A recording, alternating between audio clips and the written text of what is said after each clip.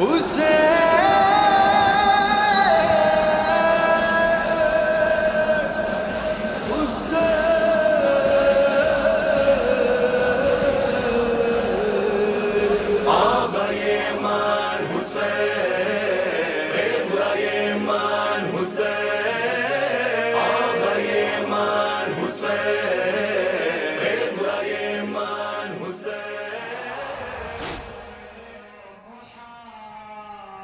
باللہ من الشیطان الرجیم بسم اللہ الرحمن الرحیم الحمد للہ رب العالمین الجنۃ للمتقین والنار للعاصین اما بعد فقد قال اللہ تبارک و تعالی فی قرآن المجید وقوله الحق بسم اللہ الرحمن الرحیم ان الذین قالوا ربنا اللہ ثم استقاموا تتنزل علیہم الملائکۃ الا تخافوا ولا تحزنوا وَأَبْشِرُوا بِالْجَنَّةِ الَّتِي كُنْتُمْ تُوعَدُونَ رَبِّ اشْرَحْ لِي صَدْرِي وَيَسِّرْ لِي أَمْرِي وَاحْلُلْ عُقْدَةً مِّن لِّسَانِي يَفْقَهُوا قَوْلِي اللهم كن لوليك الحجة ابن الحسن صلواتك عليه وعلى آبائه في هذه الساعة وفي كل ساعة وليا وحافظا وقائدا وناصرا ودليلا وإنا حتى تسكنه أرضك توا وتمتعه فيها طويلا اللهم صل على محمد وآل محمد. ناظرین محترم السلام علیکم.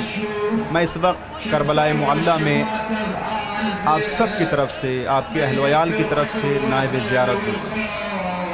سب سے پہلے آپ تمام مومنین کی خدمت میں دو جملے میں یہ بتانا چاہتا ہوں کہ اربعین حسینی کی جو ایجاد کی ہے اور باقاعدہ یہ رسم ہم اہل تشیع کو دیا ہے وہ شیخ مرتضیٰ انصاری رحمۃ اللہ علیہ اور اس کے بعد محدث مرزا حسین نوری رحمۃ اللہ.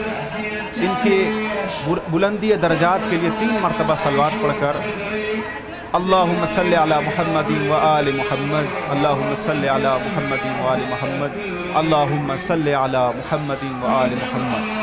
ناظرین محترم، قرآن مجید کی سورہ فصلت کی آیت نمبر 30 میں اللہ تعالیٰ ارشاد فرما رہا ہے ان الذین قالوا ربنا اللہ ثم استقاموا، بے شک وہ لوگ جو کہتے ہیں کہ میرا پالنے والا، میرا پروردگار صرف خدا ہے، ثم استقاموا، صرف اپنی زبان سے کہتے نہیں ہیں بلکہ اپنے قول پر ثابت قدم رہتے ہیں، ڈٹے رہتے ہیں. ایسے لوگوں پر اللہ تعالیٰ کی طرف سے کچھ لطف و کرم ہوتا ہے. سب سے پہلا لطف اللہ کی طرف سے جو ہوتا ہے وہ یہ ہے تتنزل علیہم الملائکۃ. جو کہتے ہیں کہ میرا اللہ تعالیٰ صرف اللہ ہے، میرا پروردگار صرف اللہ ہے اور اپنے قول پر ثابت قدم رہتے ہیں، ان پر اللہ تعالیٰ ملائکہ کو نازل کرتا ہے. ان پر اللہ تعالیٰ نوری مخلوق کو بھیجتا ہے. دوسرا لطف اللہ تعالیٰ کی طرف سے کیا ہے وہ ہے اللہ تخافوا ولا تحزنوا. جب وہ نوری مخلوق ان پر نازل ہوتے ہیں تو وہ کہتے ہیں کہ تمہیں نہ ڈرنے کی ضرورت ہے، نہ خوف کھانے کی ضرورت ہے اور نہ کسی حزن و ملال میں پڑنے کی ضرورت ہے. تیسرا لطف اللہ تعالیٰ کی طرف سے وَأَبْشِرُوا بِالْجَنَّةِ الَّتِي كُنْتُمْ تُوعَدُونَ. اور وہی نوری مخلوق جو ان پر نازل ہوتے ہیں ان سے کہتے ہیں، وہی نوری مخلوق جو ان پر نازل ہوتے ہیں کہتے ہیں کہ میں تمہیں جنت کی بشارت دیتا ہوں جس چیز کا تم سے وعدہ کیا گیا ہے. ہمارے شیعہ جو مفسرین ہیں ان تمام لوگوں کا اتفاق ہے کہ اس آیت کا مصداق اکمل اور اتم مصداق جو ہیں کربلا میں امام حسین اور اصحاب امام حسین کی ذات. اس آیت سے چند اہم نکات کی طرف اشارہ کرنا چاہتا ہوں.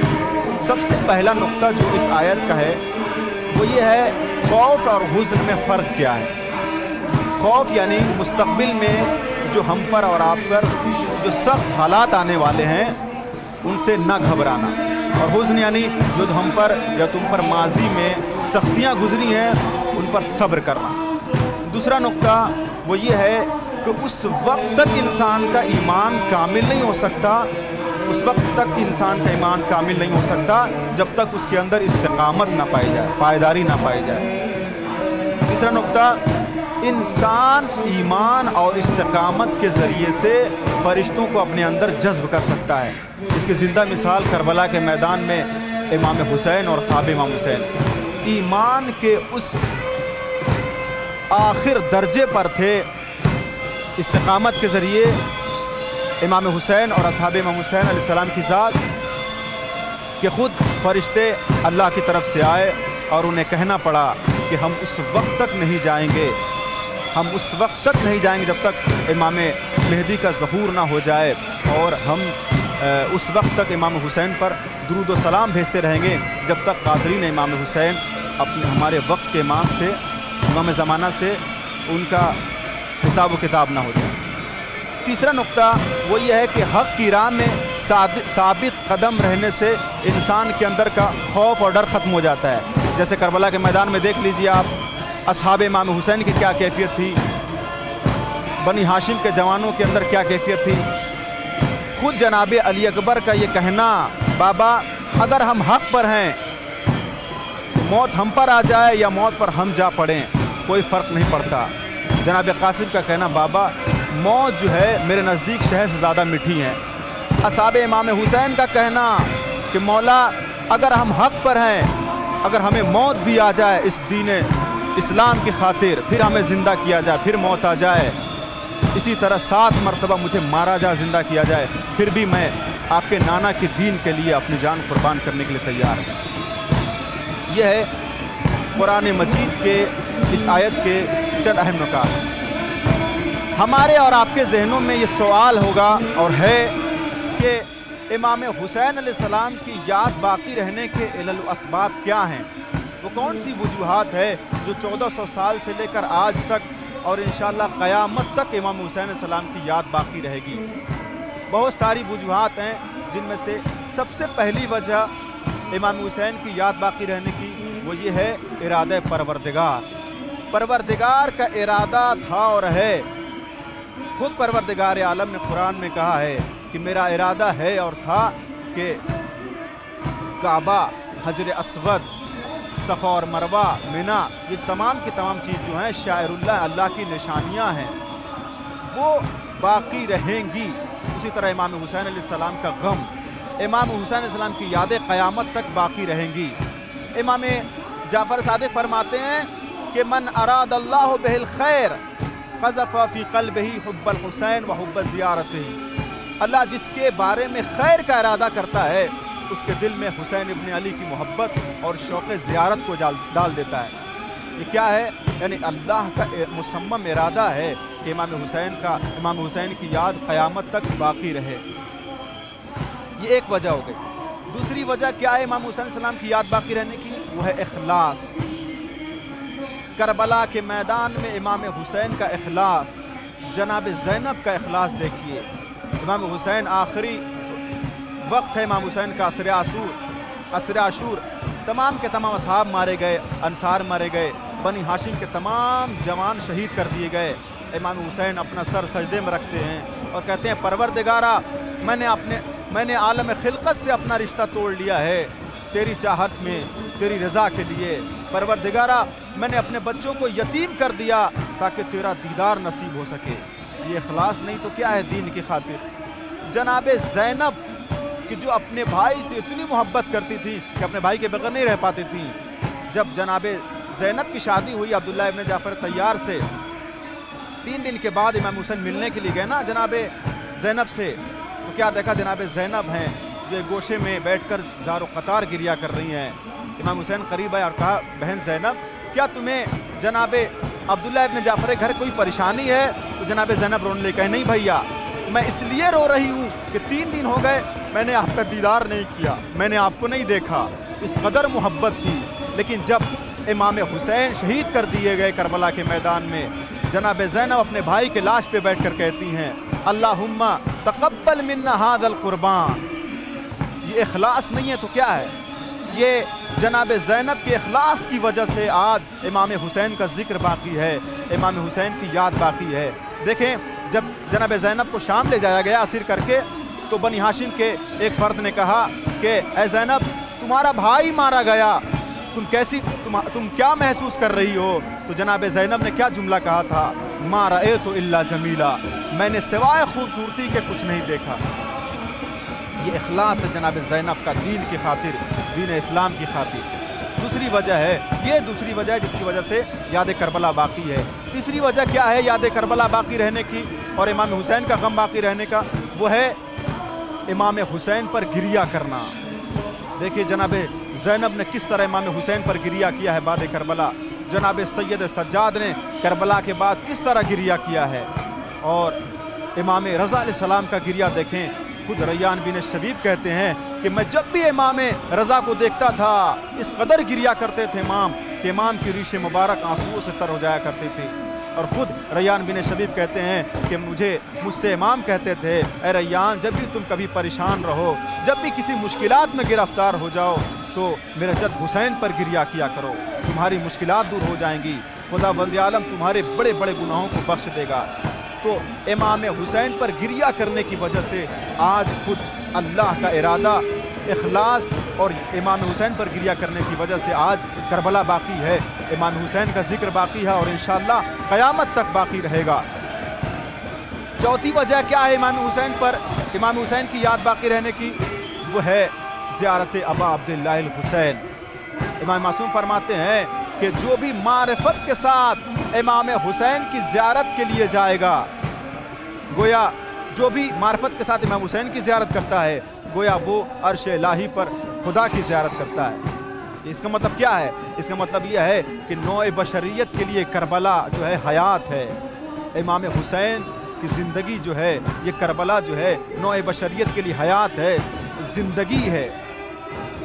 आप ज़रा गौर करें, देखें ये मुख्तलिफ ममालिक से, मुख्तलिफ शहर से करबला में जूक दर जूक जो आ रहे हैं, ये किस लिए आ रहे हैं? ये किस लिए पैदल चल रहे हैं? ये किस लिए वॉक कर रहे हैं? क्या यूं ही वॉक कर रहे हैं? नहीं अज़ीज़ान मोहतरम, नहीं नाज़रीन मोहतरम, ये इनको पता है कि हम करबला में जाएंगे तो हिदायत लेने के लिए जाएंगे, हमें हिदायत मिलेगी, हमें ज़िंदगी मिलेगी, हमें जो है हयात मिलेगी।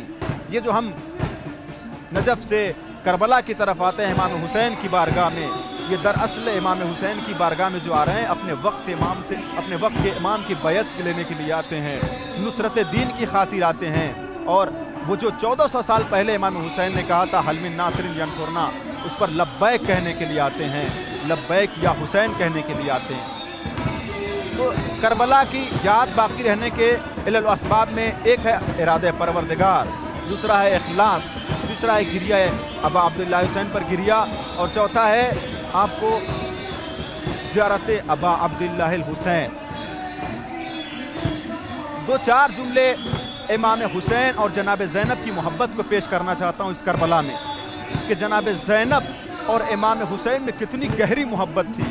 ज़रा गौर करें, ज़रा देखें। आयतुल्लाह आयती फरमाते हैं कि जनाब ज़ैनब की सूरत हाल ये थी इमाम हुसैन के मुताल्लिक कि अगर साया देख लेती थी तो पहचान जाती थी कि मेरा भाई हुसैन इब्न अली है।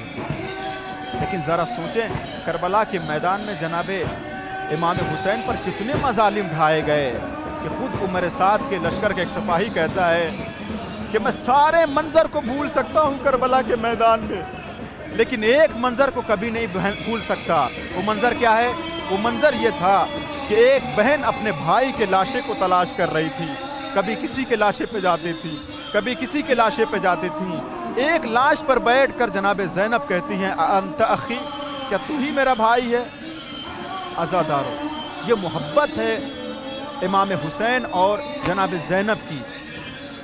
यही वजह है शेख अब्बास कुम्मी अपनी किताब में नकल करते हैं, मसाइब के मक्तली किताब में नकल करते हैं कि जब इमाम हुसैन आखिरी विदा के लिए खैमे में आए, सबसे विदा जब हो चुके, तो एक मरतबा जनाब ज़ैनब को देखा, जनाब ज़ैनब को देखकर रोने लगे, रोते रोते एक मरतबा बैठ गए ज़मीन पर। जनाब ज़ैनब करीब आई और कहा, भैया क्यों गिरिया कर रहे हैं? रोने का सबब क्या है? आपकी आंखें, अल्लाह ताला आपकी आंखों को ना रुलाए। तो एक मरतबा इमाम हुसैन ने कहा, कई फला अब की व अम्मा कलीलिन तुसाकून बैनल उदा, बहन मैं कैसे गिरिया ना करूं, मैं देख रहा हूं تمہیں جلد اسیروں کی طرح کھینچا جائے گا، تمہارے ہاتھوں میں رسن باندھی جائے گی۔ یہی وجہ ہے کہ جب اہل حرم کا قافلہ چہلم کے لیے کربلا پہنچا روز اربعین، تو جناب زینب نے اپنے آپ کو امام حسین کی قبر پہ گرا دیا اور گرا کر کہا بھیا آپ زندہ ہوتے اپنے آنکھوں سے دیکھتے میرے بازوؤں میں رسن باندھی گئی، بھیا آپ کے بیٹے سید سجاد کے ہاتھوں میں ہتکڑیاں، پیروں میں بیڑیاں، گلے میں خاردار توق تھی، بھیا آپ کی سکینہ شام کے زندان میں سو گئی، کوئی پرسان حال نہیں تھا، ہمیں شام و کوفہ کے بازاروں میں پھر آیا گیا۔ السلام علی الحسین وعلی علی ابن الحسین وعلی اولاد الحسین وعلی اصحاب الحسین وآخر دعوانا ان الحمد للہ رب العالمین۔ لبیک یا حسین، لبیک یا مہدی، لبیک یا زینب۔ اللہم صلی علی محمد وآل محمد وعجل فرجہم۔